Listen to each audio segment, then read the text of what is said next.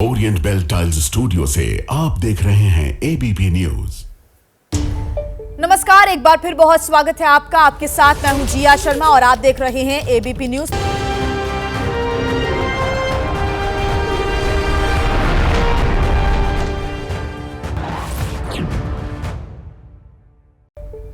और आइए अब खबरें आपको विस्तार से दिखाते हैं। शुरुआत बड़ी खबर के साथ करेंगे। मुंबई में न्यू इंडिया कोऑपरेटिव बैंक में घोटाले पर यह बड़ी जानकारी सामने आ रही है। बैंक के जनरल मैनेजर हितेश मेहता ने 122 करोड़ का गबन किया है। सूत्रों के हवाले से यह बहुत बड़ी खबर मिल रही है।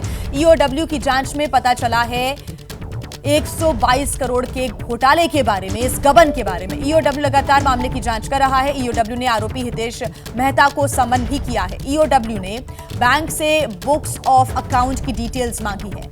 बुक्स ऑफ अकाउंट की फॉरेंसिक ऑडिट भी कराई जाएगी। तो यह बड़ी खबर आपको बता रही है। एनआईसी बैंक यानी कि न्यू इंडिया कोऑपरेटिव बैंक, जिसको आरबीआई ने बैन कर दिया और उसके बाद से लगातार खाता धारकों को काफी परेशानी हो रही है। हालांकि कोशिश यही है कि जल्द से जल्द बैंक को रिवाइव किया जाए, लेकिन इसके पहले ये बड़ी जानकारी कि जनरल मैनेजर ने 122 करोड़ का गबन किया। बैंक के जनरल मैनेजर के द्वारा यह घोटाला किया गया। हमारे संवाददाता सूरज हमारे साथ लगातार जुड़े हुए हैं। सूरज, ईओडब्ल्यू की तरफ से लगातार देखिए जांच आगे बढ़ाई जा रही है। राजेश त्रिपाठी भी हमें इस वक्त टीवी स्क्रीन पर दिख रहे हैं, उनका रुख करेंगे। लेकिन सूरज, 122 करोड़ का घोटाला और शायद यही वजह रही कि तमाम अनियमितताएं सामने आई और आरबीआई को यह ठोस कार्रवाई करनी पड़ी। पूरी जानकारी।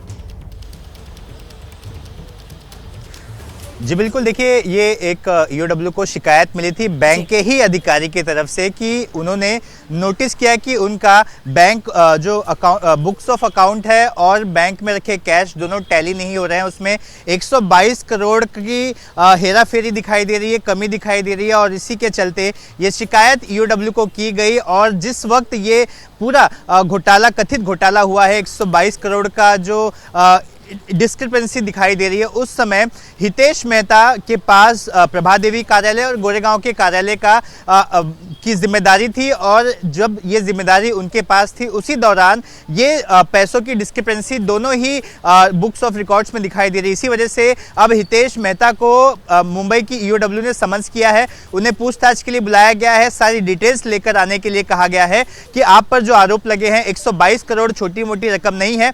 और कहीं ना कहीं इसी के चलते आरबीआई को भी ठोस कदम उठाना पड़ा, ऐसा कहा जा रहा है। और जिसकी वजह से जो कस्टमर्स हैं, अकाउंट होल्डर्स हैं, उन्हें समस्याओं का सामना करना पड़ रहा है। उन्हें उनके ही पैसे निकालने में दिक्कतों का सामना करना पड़ रहा है। तो ईओडब्ल्यू एक्शन मोड में दिखाई देती यहाँ पर नजर आ रही है। ईओडब्ल्यू बैंक्स ऑफ जो बुक्स ऑफ अकाउंट है बैंक का, उसका भी फॉरेंसिक ऑडिट कराएगी ताकि समझ में आए कि कहाँ कमी हुई है, कहाँ पे कथित रूप से पैसों का गबन हुआ है, ताकि इस जांच को एक सही दिशा दी जा सके और पैसे कहां गए हैं वहां पर फ्रीज या फिर जो आगे की जो लीगल एक्शन है, लीगल कार्रवाई है, वो की जा सके। जी ठीक सूरज, आप बने रहिएगा हमारे साथ। रुक कर लेते हैं राजेश त्रिपाठी का, जो कि अंधेरी की उसी ब्रांच पर मौजूद है एनआईसीबी की, जहां पर कल बहुत ज्यादा हंगामा खाता धारकों का देखने को मिला था। काफी परेशान यहां पर खाता धारक हो रहे थे। राजेश, आज की क्या स्थितियां हैं? आप बात करने की कोशिश भी करें लोगों से, उनका क्या कहना है आज।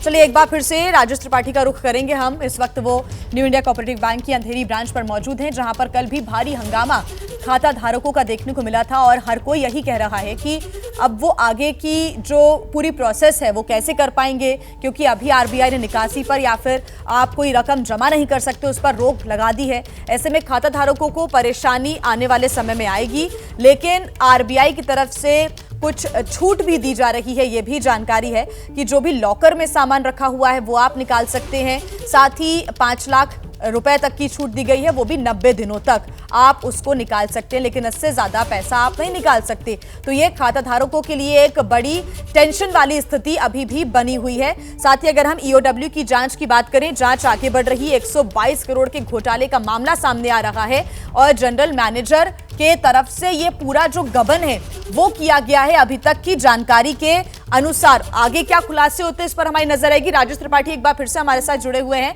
राजेश, आप उसी ब्रांच पर इस वक्त मौजूद है जहां पर कल जमकर हंगामा हुआ था, खाता धारक परेशान हुए थे। आज बात करने की कोशिश करें, क्या कह रहे हैं लोग? जी बिल्कुल, मैं तस्वीरें आपको दिखाऊं कि ये बैंक है और सैटरडे यानी शनिवार के दिन भी आज बैंक खुला हुआ है और यहाँ पर लोगों को पर्चियाँ दी जा रही हैं। पर्चियाँ उन लोगों को दी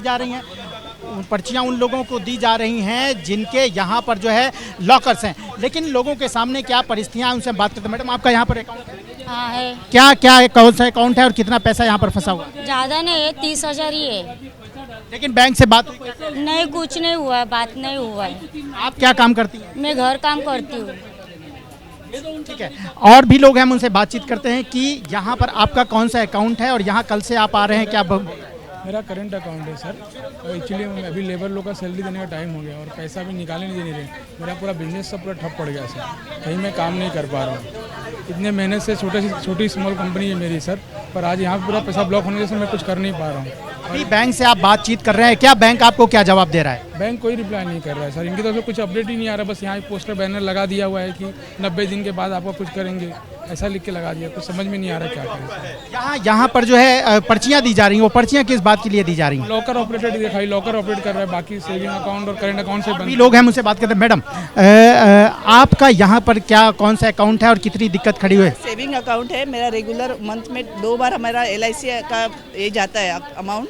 तो अभी आज ही मुझे डेट आया है अमाउंट के लिए, तो उसका लेट कौन फीस करेंगे, फिर लेट फाइन रहेगा ना, तो रिजर्व बैंक भर सकता है या RBI कर सकते हैं या अकाउंट वाले कर सकते हैं। क्योंकि मुझे तो सबसे ट्रस्ट बैंक पे है हमारा, क्योंकि मेरा 95 से इधर अकाउंट है।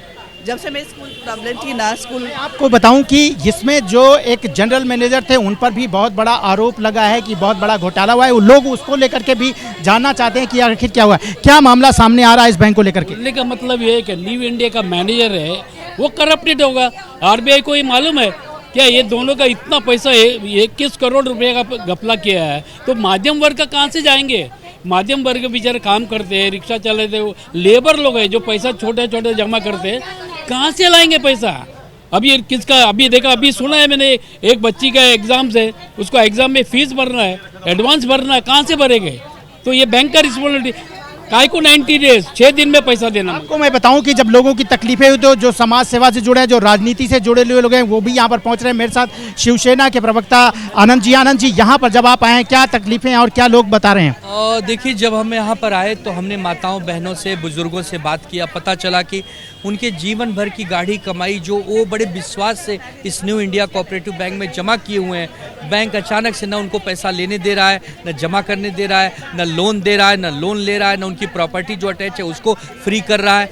हमें दुख होता है कि यहाँ पर कोई उद्योगपतियों का खाता नहीं है, ये कोई बहुत बड़े बड़े इंडस्ट्रीज का खाता नहीं है, आम जनमानस का खाता है। और 122 करोड़ रुपए एक दिन में तो गमन नहीं होते हैं, इसमें तो कई महीने लगे होंगे। तो RBI का जो आर्बिट्रेटर होता है, जो उसका ऑडिटर होता है, वो क्या कर रहा है? बैंक के अधिकारी क्या? विपक्ष की क्या भूमिका होगी? आप लोग विपक्ष में। भूमिका है कि हम सरकार से मांग करते हैं, महाराष्ट्र के जो वित्त मंत्री अजीत पवार हैं, देश की वित्त मंत्री आदरणीय निर्मला सीतारमण जी हैं, हम उनसे मांग करते हैं कि आप इस मामले का संज्ञान लीजिए। लोगों के सामने अभी शादी ब्याह है, त्यौहार का समय है, बच्चों के एग्जाम्स के बाद छुट्टियां लगेंगी, लोग अपने गांव घर जाएंगे, घूमने फिरने जाएंगे, उनको पैसों की जरूरत होगी, पैसे उनके हाथ में नहीं आ रहे हैं, तो ये बहुत बड़ा अपराधीकरण है, ये मिली भगत है, बहुत भगत है। आपको मैं बताऊं कि देखिए कि यहाँ पर बुजुर्ग हों, महिलाएं हों या फिर जो है नौजवान हों, जिनके तमाम तरह के, किसी को लेबर की सैलरी देनी है, किसी की EMI कटनी है, किसी का जो है LIC की जो है डेट है, तो इस तरह से लोगों में ये सारी दिक्कतें यहाँ खड़ी हुई हैं। और आज शनिवार के दिन भी आप देख रहे हैं कि बैंक के बाहर तमाम लोग यहाँ पर पहुँचे हुए हैं अपनी अपने। आपका सर, ये बुजुर्ग है, इनसे बात करते हैं, आपका भी यहाँ पर खाता है? हाँ। क्या क्या दिक्कत हो रही है? दिक्कत क्या, पैसे का प्रॉब्लम है। क्या बोल रहा है बैंक? अभी क्या बोल रहा है? क्या अभी क्या कोई जवाब ही नहीं दे रहा भाई। बैंक बंद हुआ, कितनी तकलीफ शुरू हुई है, क्या क्या दिक्कत होगी? बहुत तो बहुत है, पैसा अभी हर आदमी को पैसा देने का है। जी, आप कुछ कहना चाह रहे हैं, बताएं। सर, मैं माननीय देश के वड़ा प्रधान नरेंद्र मोदी से कहना चाहता हूं, जिस तरह उत्तर प्रदेश में माननीय योगी आदित्यनाथ ने जिस तरह बुलडोजर चलाया, जो भी माफिया था, भू माफिया था, गुनहगार थे, देश के देशद्रोही थे, वो सबके घर के ऊपर उनके पूरे खानदान पे बुलडोजर चलाया। इस तरह बुलडोजर ये हमारे देश के जो यहाँ पे लूटने वाले वाइट कॉलर जो है माफिया, अपने ये जैसे बोलो नीरव मोदी बोलो, मतलब कार्रवाई होनी चाहिए। तो आप देखिए कि आप चेहरे देखिए कि आपका भी पैसा है यहाँ पे दादी?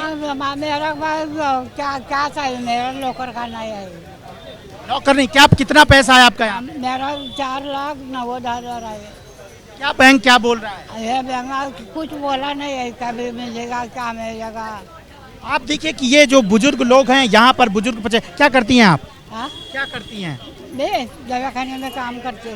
तो आप देखिए कि यहाँ पर ये बुजुर्ग पहुंची हुई हैं, इनका यहाँ पर 4 लाख फंसा हुआ है, उसको लेकर के ये चिंतित हैं, क्योंकि वास्तव में यहाँ पर जिन लोगों की गाढ़ी कमाई है वो छोटे छोटे वर्ग से आते हैं। कोई मजदूरी का काम करता है, कोई छोटी जगहों पे नौकरी का काम करता है। तो इसको लेकर के यहाँ पर जो यहाँ पर लोग ग्राहक हैं इस बैंक के, वो बेहद ही चिंतित और डरे हुए नज़र आ रहे हैं। लेकिन बैंक आज यहाँ पर सिर्फ उन लोगों को पर्ची दे रहा है जिनके यहाँ लॉकर्स हैं, वो जाकर के उसको ऑपरेट कर सकते हैं। लेकिन तमाम और भी जो लोग यहाँ पर पहुँचे हैं, बैंक से बात करना चाहते हैं, लेकिन उन्हें कोई भी उचित जवाब नहीं दिया जा रहा है। और उनका यही कहना है कि ये बड़ा घोटाला जो हुआ है, इसको लेकर के सरकार को ध्यान देना चाहिए और हमारे पैसे मिलने चाहिए, क्योंकि हमने जो पैसे इकट्ठा किए थे, बैंक में जमा किए थे, बहुत ही मेहनत के थे। बिल्कुल सही बात है। मेहनत की कमाई है जो कि बैंक में इस वक्त जमा है, उसको निकाल नहीं पा रही है यहाँ के खाता धारक। और अगर मिलेगा तो 5 लाख रुपए का बीमा कवर मिलेगा और 90 दिन का इंतजार करना होगा। कश्मकश में इस वक्त खाता धारक हैं। बहुत शुक्रिया राजेश आपका तमाम जानकारी के लिए। सूरज हमारे साथ लगातार बने हुए। इस बीच एक और बड़ी खबर मिल रही है। इंडियाज गॉट लेटेंट शो में विवादित कॉमेंट के मामले में रणवीर इलाहाबादिया की मुसीबत अभी कम नहीं हुई है। असम और महाराष्ट्र में उसके खिलाफ मामला दर्ज किया गया है। पुलिस लगातार रणवीर इलाहाबादिया को खोज रही है। रणवीर को गिरफ्तारी का डर सता रहा है। लेकिन इस पूरे मामले में सबसे बड़ी खबर सामने आ रही है कि मुंबई पुलिस ने रणवीर इलाहाबादिया के वकील से संपर्क किया इस बीच रणवीर की लोकेशन का, लेकिन अभी तक पता नहीं चल सका है क्योंकि फोन भी बंद है। और समन के बावजूद अब तक खार पुलिस स्टेशन भी रणवीर नहीं पहुंचा है अपना बयान दर्ज करवाने के लिए। ऐसे मुंबई पुलिस ने बयान दर्ज कराने को लेकर समन दिया और साथ ही अब पुलिस का यह कहना है कि अगर बयान दर्ज नहीं करवाया जाता है तो फिर कड़ी जो कार्रवाई है वो की जाएगी, कानूनी कार्रवाई की जाएगी अगर रणवीर इलाहाबादिया अपना बयान दर्ज नहीं कराता है। तो सूरज हमारे साथ लगातार जुड़े हुए हैं। सूरज, पुलिस ने वकील से संपर्क किया है, क्या अपडेट इसको लेकर? जी बिल्कुल, देखिए रणवीर इलाहाबादिया अब भी नॉट रीचेबल हैं, उनका फ़ोन बंद आ रहा है। उन्हें पुलिस कांटेक्ट करे तो कैसे करे, और इसी के सिलसिले में रणवीर के वकील से भी लगातार पुलिस संपर्क करने की कोशिश कर रही थी। और फाइनली पुलिस का ऐसा दावा है कि रणवीर इलाहाबादिया के वकील से संपर्क स्थापित हो गया है और उसी के माध्यम से अब रणवीर इलाहाबादिया से संपर्क करने की कोशिश की जा रही है। और ये बात कन्वे किया जा रहा है कि उन्हें समन्स दिया गया है, इसे गंभीरता से लें। और ये दूसरा समन्स है जिस पर वो नहीं आए हैं और पुलिस स्टेशन आकर अपना बयान दे, अपना पक्ष रखे, क्योंकि उन पर जो आरोप है वो काफी गंभीर आरोप है। काफी अभद्र भाषा का प्रयोग उन्होंने इंडियाज गॉट लेटेंट शो के दौरान किया था, जब वो जज बनकर उन्हें जज के तौर पर वहां पर उन्हें आमंत्रित किया गया था। और इसीलिए ये बात बहुत ही गंभीर है और इसी वजह से पुलिस चाहती है कि रणवीर इलाहाबादिया अपना बयान दर्ज कराएं, अपना पक्ष रखें। लेकिन वो संपर्क से बाहर है, वकीलों से संपर्क हुआ है। और अगर रणवीर इलाहाबादिया इसी तरह से पुलिस के सामने नहीं आते, समन्स को अवॉइड करते हैं, तो उन पर कानूनी कार्रवाई आगे जाकर पुलिस कर सकती है। पुलिस का कहना है कि अगर वो बयान दर्ज करवाने नहीं आते तो हम ठोस कदम उठाने पर विवश हो जाएंगे और डेफिनेटली उन पर हम कड़ी कार्रवाई करने का भी एक हमारा जो प्रावधान है उसे हम कंटिन्यू करेंगे, उनके ऊपर कार्रवाई करेंगे। लेकिन अब भी पुलिस इंतजार कर रही है जो समझ दिया है उस पर। जी ठीक है, आप नजर बना के रखिएगा सूरज, अपडेट्स आगे आपसे लेते रहेंगे। फिलहाल शुक्रिया तमाम जानकारी के लिए। दुनिया बदल रही है और ये भारत के लिए ला रही है इन्फिनिट अवसर, जिसे हम कहते हैं मिनट इन्फिनिट। आइए आइडियाज ऑफ इंडिया के मंच पर समझे इसी मिनट इन्फिनिट को 21 और 22 फरवरी abplive.com पर।